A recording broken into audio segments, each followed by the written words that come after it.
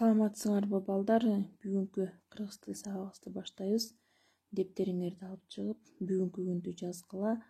Аягон айынын 22-си. Анда эмесе бүгүнкү сабагыбыздын темасы аналогия байланыш түрлөрү. Анын түшүнүк таасир байланышы. Демек, балдар, биз аналогия деген эмне экенин билебиз, Ал эми ушул аналогия байланышынын түрү бар экен, таасир, түшүнүк таасир байланышы деген. Бул кандай тема? Тема жөнүндө маалымат угардан мурун алгач, бүгүнкү сабагыбыздын максаты менен тааныштыра кетейин.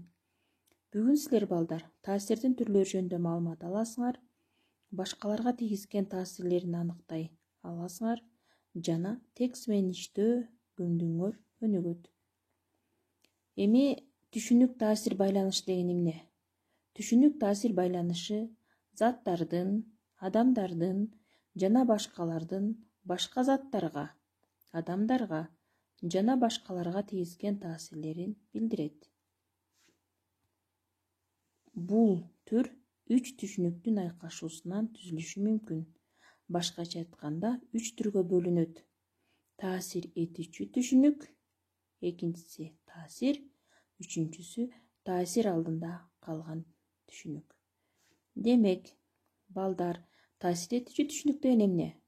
Бул башка нерселерге таасир тийгизүүчү адамдар, заттар, жаныбарлар, жерлер жана абстрактуу түшүнүктөр болушу мүмкүн. Демек, бул таасир этүүчү түшүнүктөр экен.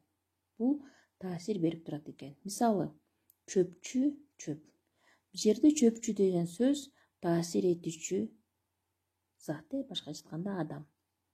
Ал эми чөп болсо, бул зат. Чөпчү таасир этип атат чөпкө. Кантип таасир этет? Чөпчү сөзсүз чөптү чабат. Демек, таасир берип атат. Кой, чөп. Кой дагы чөпкө таасир этет. Койду далага жайсек, чөптү тебелейт, же болбосо чөптү жеп оттоп кетет. Демек, чөпкө таасирин тийгизип атат. Күрөк, жер. Биз күрөктү алып, жерди казсак, сөзсүз жерге таасир тийгизип атабыз.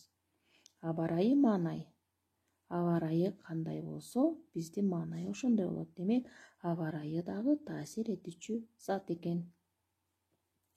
Экинчибиз, таасирлер.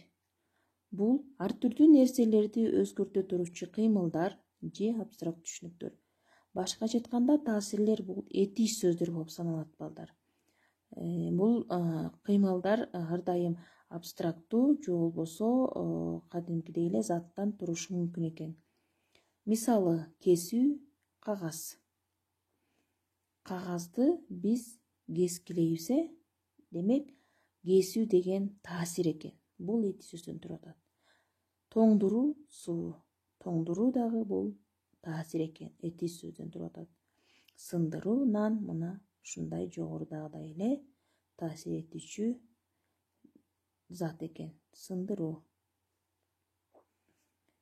Үчүнчүсү, таасир алдында калгандар.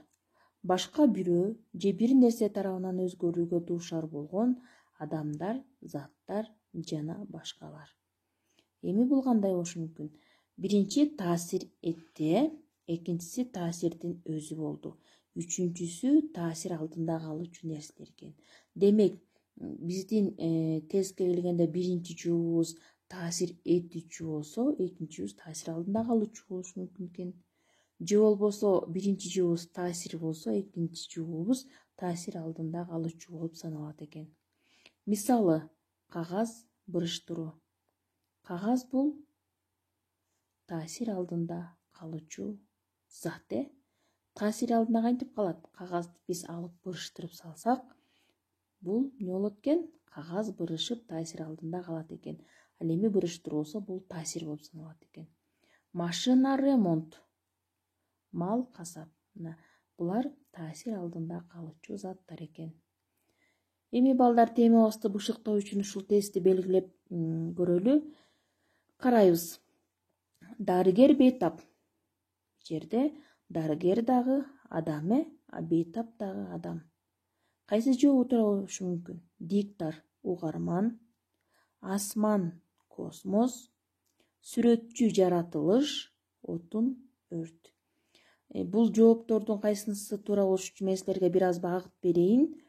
Дарыгер бул таасир этүүчү түшүнүк экен. Бейтап болсо таасир алдында калуучу түшүнүк экен. Демек дарыгер бейтапка таасир берет экен. Мисалы, дарыгерге бейтап барса, бейтапты дарылайт, дарыгер таасир берет, ал эми бейтап болсо дарыланып таасир алдында калат экен. Эми ушул болул тесттин кайсынысы туура деп ойлойсуңар?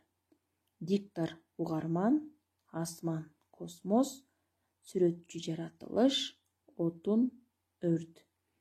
Жоопту туура жообун табаардан мурун мен силерге эскертип коеюн. Эталондук байланыш деген бар. Биздин берилген сурообузда суроо кандай берилип атат? Кайсы сөз түркүмүнөн туруп атат? Заттыкпы, же кыймыл аракеттикпи, же абстрактуу, конкреттүү? Ошону карайбыз. Буга чейин биз буларды өткөнбүз. Эми балдар, туура жообу бул диктор угарман. Анткени дарыгер, бейтап экөө тең. Кыймыл аракетти билдирген жок, зат болуп атат, адам болуп атат, анан мүчө уланган жок, дарыгер, бейтап. А диктор угармандагы адам болуп атат. Диктор таасир этүүчү адам, угарман таасир алдында калуучу адам болуп саналып, туура жообу ушул болду. Андан кийинкиси сындыруу айнек. Бул жерде сындыруу эти сөздөн туруп атат, айнек заттан туруп атат. Туура жообу секирүү, бийиктик жоопторун карайбыз. Туура жообун таап, ийрейтүү зым, музыка угуу, пейзаж кароо. Булардын жообу кайсынысы туура экен дагы силерге багыт берейин. Сындыруу бул таасир экен, балдар. Мен айттым жогоруда таасир сөзсүз эти сөздөрдөн турат деп. Ал эми айнек таасир алдында калуучу экен. Айнекти сындырат экенбиз, ошол сындыруу деген таасир берип атат айнекке. Бирок айнек таасир алдында калып атат. Эми балдар, туура жообу ийрейтүү зым. Зымды колубузга алып ийрейт эткенбиз. Демек ийрейтүү аркылуу биз таасир берип, зымды таасир алдында калуучу кылат экенбиз. Туура жообу быс экен. Бүгүнкү темабыз түшүнүктүү болду деп ойлойм. Андан ары темабыз түшүнүктүү болуш үчүн мен силерге азыр тест берем. Башка мультуроктон берем, мисалы, же болбосо телеграмдан улантабыз. Ал эми бүгүнкү сабак ушуну менен соңуна чыкты. Көңүл бурганыңарга чоң рахмат. Саламатта калгыла.